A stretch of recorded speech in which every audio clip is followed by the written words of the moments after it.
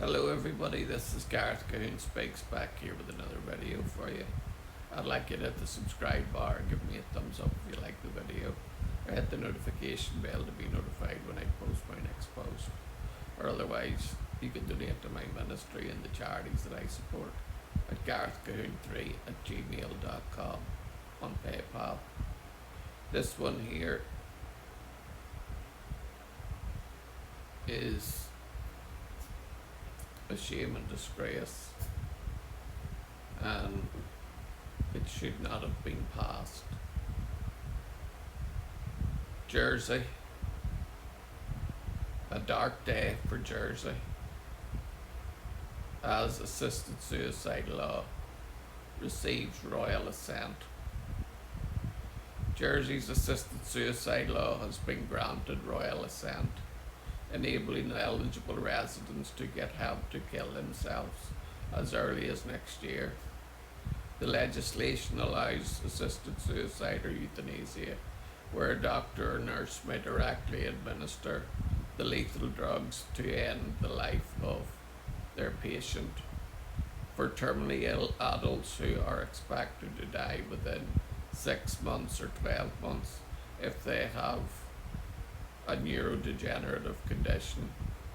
The bill was passed in February by 32 votes to 16. Royal assent was needed by Jersey, as Jersey is a crown dependency, so the Ministry of Justice is responsible for ensuring laws align with human rights and international obligations. It is the first part of the British Isles to legalise assisted suicide, though through amended legislation on the Isle of Man is currently awaiting royal assent after it was initially rejected over human rights concerns. The vulnerable at risk. Jersey's Minister of Health and Social Services, Tom Binney, welcomed the news and claimed that the law had been thoroughly considered and was comprehensive. However, campaign group Care Not Killing expressed deep disappointment at the announcement, arguing that the legislation convicts with human rights as it fails to adequately test for coercion, duress or undue influence, particularly in the case of disabled people, by relying on an assessing doctor simply asking the individual if anyone has coerced them.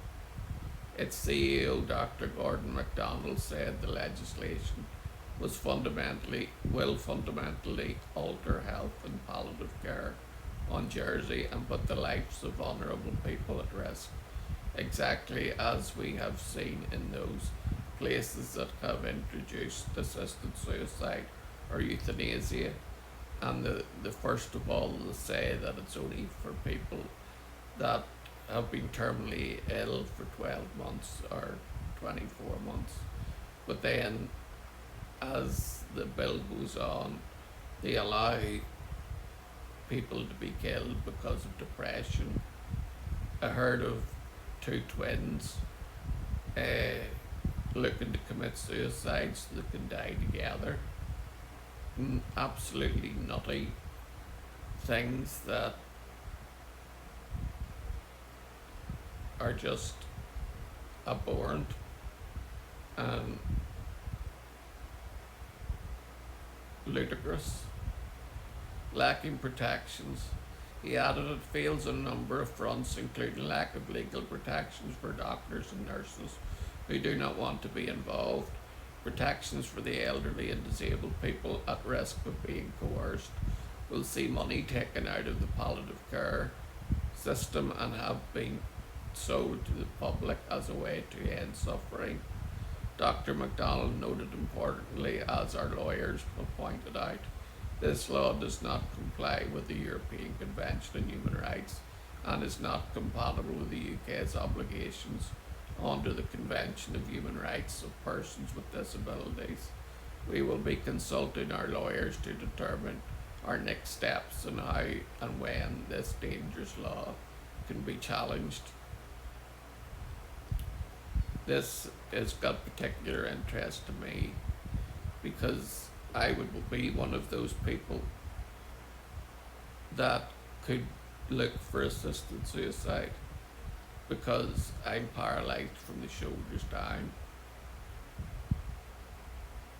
But as I see it, I live a full life. I'm a very happy person. I'm also a Christian, which gives me faith. I'm relatively healthy, and I've got a wife and a family that I love and they love me. So I've got a lot to live for, but absolutely nothing to die for. God chooses the day you were born, and it's only God that can choose the day that you die.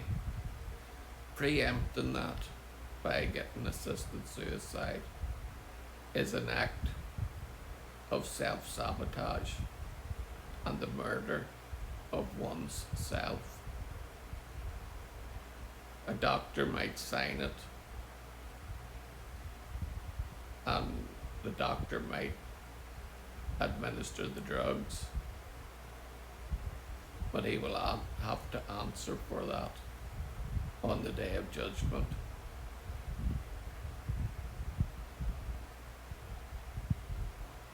My mother, who had vascular dementia and ended up paralyzed down one side, could not live with her diagnosis. She couldn't cope with needing care. And I know that if assisted suicide hadn't been around for Mum, she would definitely have looked for it. And if she had have took that option, she would have been damned to hell for all eternity. But instead of that, before my mum passed away, it was a few months before, she asked would I come and see her. So I went to see her, and she looked at me with her eyes wide open and said, "Son, I have a question to ask you."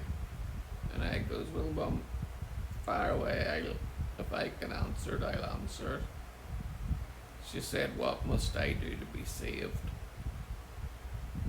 Now my mum is walking on the streets of gold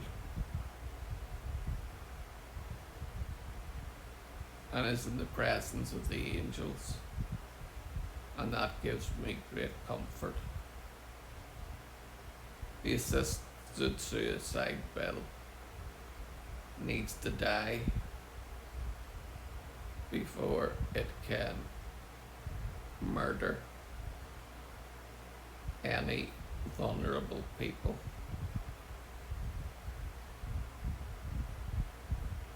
There's many people have had really